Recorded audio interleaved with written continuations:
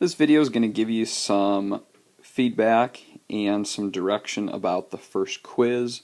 I want to take some time to show you how to work some of these problems in case you had some trouble, and I hope it helps you as you're studying for the first test. First question says to change the following to degrees in minutes. The key here is knowing that the translation or the conversion between degrees and minutes is 1 degree is equal to 60 minutes. So since we have 5/6 of a degree, you'll notice that in this area here I'm multiplying 5/6 and 60. That's where I get my 50 minutes. 64 degrees and 50 minutes. The second part of the problem needs to be simplified, and the reason it's not simplified right now is because you see you have 134 seconds, and we know that anytime we have more than 60 minutes or more than 60 seconds, we can actually carry those amounts over. So what you'll notice is that I identify that 134 can be broken down into 120 and 14 seconds. I chose 120 because that's exactly 2 minutes, which you'll notice below. Once I add those 2 minutes to the 59 minutes that I was given, it gives me a total of 61 minutes.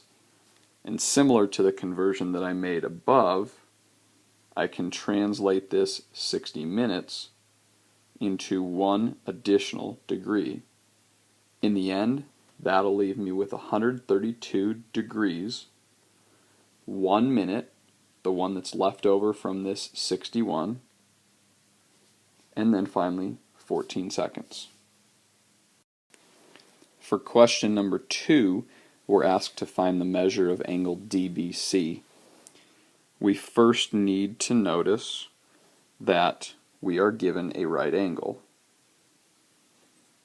If ABC is a right angle, we automatically know it's 90 degrees. They also give us some information that angle ABD is 64 degrees, 20 minutes, and 35 seconds. Notice that angle ABD is right here. So if we're trying to find the measure of angle DBC, we simply need to take our 90 degree angle and subtract the portion that they've given us so that we can find the amount that's left over. So you'll notice I'm taking this 90 degrees, which is the size of that ABC angle, and I'm going to subtract 64 degrees, 20 minutes, and 35 seconds. Now you'll notice before I do the subtraction that I've got to do a little converting, because that 90 degree angle currently doesn't contain any minutes, nor does it contain any seconds. So when I convert that, I take 1 degree away from the 90, I populate initially 60 minutes, but I also need to have some seconds so that I can subtract the 35 seconds that you see here.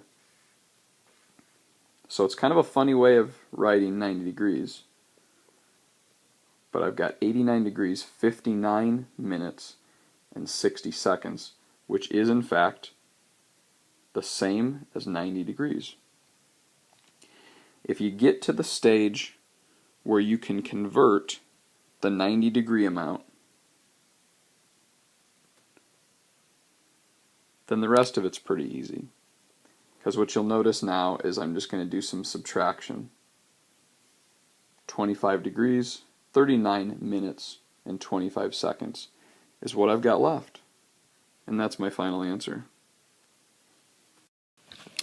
The last problem on the first page is asking us to find the measure of angle RSL. You'll notice that in this diagram they don't provide us with any information aside from the angle measures for LSR and FSR. So the first thing we've got to do is understand that we can make a really important assumption about the diagram. We can assume that angle LSF is a straight angle, and as a result is going to be 180 degrees. You'll also notice that the two angles that they've given us, this one on the left and this one on the right, are both needed to create that 180 degree angle. So we add the two measurements together, set them equal to 180, and then we proceed by solving this equation. Now, when you get down to the bottom step here, don't freak out, don't panic, don't wet the bed, but it is not an integer result. Nothing wrong with having 2.5 as our value for x. Keep it as a fraction if you'd like. Either one of these is fine. But don't forget that you're not done with the problem after you find the value of x. The problem actually calls for us to find the measure of RSL, and to do that we've got to come back into RSL and take our value of x so that we can find the measure of the angle they're asking about. It's not bad practice to also plug in x for the other angle just to verify that these two angles do in fact add up to 180 degrees. If for some reason they didn't, that might indicate to us that we've made an error. Here's question number 4. It deals with union and intersection. And for this first quiz, this was the most frequently missed question on the quiz. So as we look at each part, I'll try to highlight some of the pieces of our diagram that you might want to pay attention to.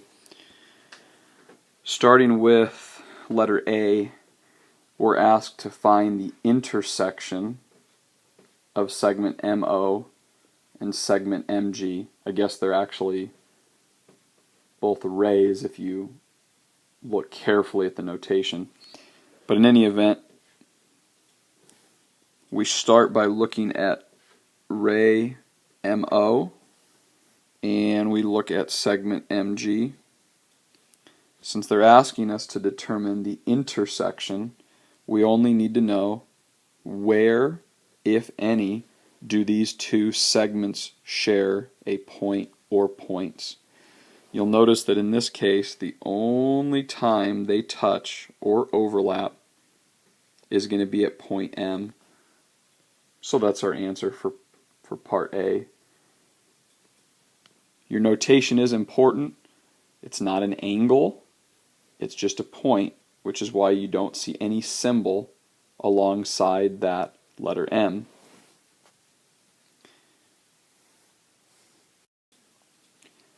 For letter B, the second part of this problem, you'll notice that we're looking at the union of two rays, OM and OE.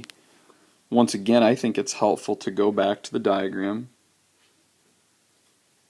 trace the pieces that they're referring to.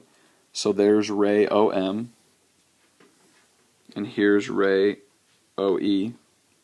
And since the question in this case asks us to find their union, we interpret that to mean, what do we get when both of these get joined together? It's not the overlap like it was in part A, it's what do we get if we combine them, what if we add them together?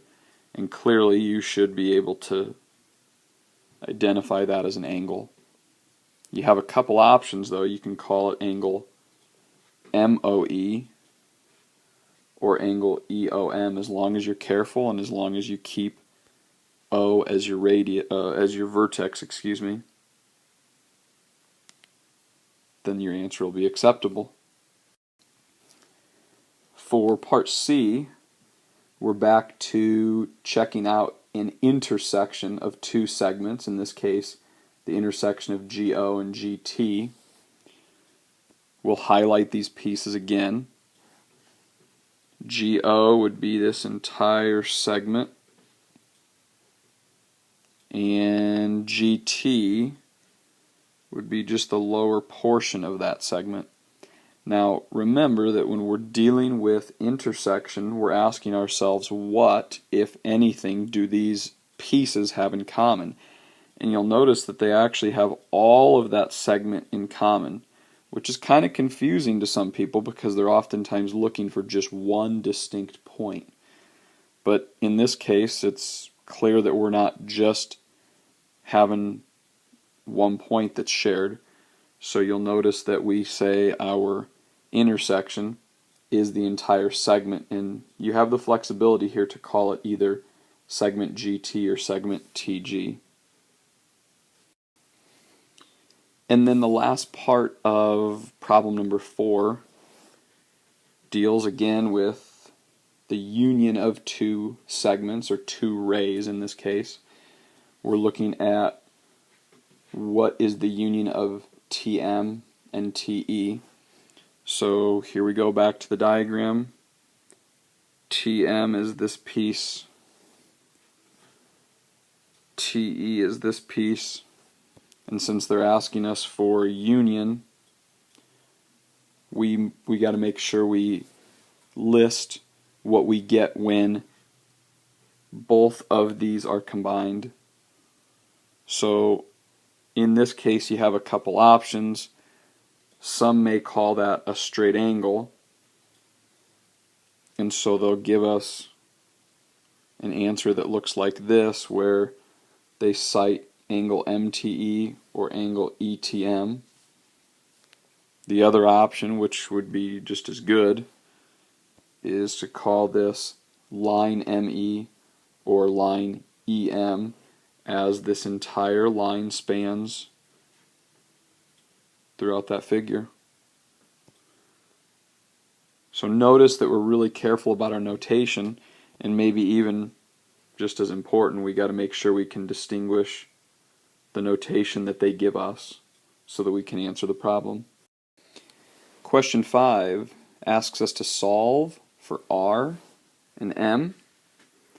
To do that, we really got to pay attention to the information that they provide us with. The key here is that we have two sets of segments that are congruent as indicated by the symbols and the statements that they provided. You might also remember that anytime we say that two segments are congruent, they have to have the same measure, meaning if segment XS was 10, segment YT would have to be 10. In order to ensure that those two segments balance, we simply find the expressions and we set them equal. So you'll notice over here to the left, that's exactly what I've got. Here's equation number 1, 3r plus 5 equals 3.5r plus 3. Again, I'm simply taking that from the given information, knowing that those two segments are congruent to one another. If they're congruent, by definition they are equal, and I solve this equation. Be careful once you get down to this step.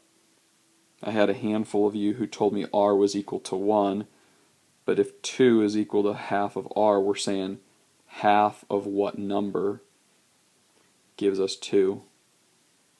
Half of what number gives us 2? So if you stop and think about what your equation says, it makes it a lot more, makes it a lot easier to solve. We do the same thing over here with the second set of segments that they give us. They're telling us that YS and XT are also congruent. Yet again, it means they're equal. So you'll notice I'm going to take the two remaining segments, since they're equal, and I set them equal. Carefully solving, I get a value of M that's equal to 3/4. The last thing you could do if you wanted to double check your work, take the values that you get for M and for R and just substitute back for each of the expressions and make sure that the ones that are supposed to balance do. And that'll give you a really clear indicator that you got the right answer. Last but not least, question number 6. We're dealing with a triangle, and specifically we're dealing with that triangle inequality that we mentioned recently in class. It does not give us the measurement for QR, so our job is to talk about what the restrictions are going to be for that segment. It's got to be bigger than what number? It's got to be smaller than what number? So, as a few of you guys noticed in class, if we simply subtract these numbers, we'll be able to figure out what that lower boundary is. 8 minus 5 gives me 3, so Qn must be bigger than 3. If you think about why that is, it has to be bigger than 3, because if this Qn is the smallest side, then together this segment plus this segment have to be bigger than this 8, because by definition the two sides of any triangle will have to be bigger than the third. So in order for that to happen, Qn has to be bigger than 3. And along the same lines, Qn's got to be smaller than 13, because the two sides that are provided, the 8 and the 5, when we add those, we of course get 13, which means that total must exceed the total for Qn. So Qn's got to be smaller than 13, has to be bigger than 3. Thanks for watching.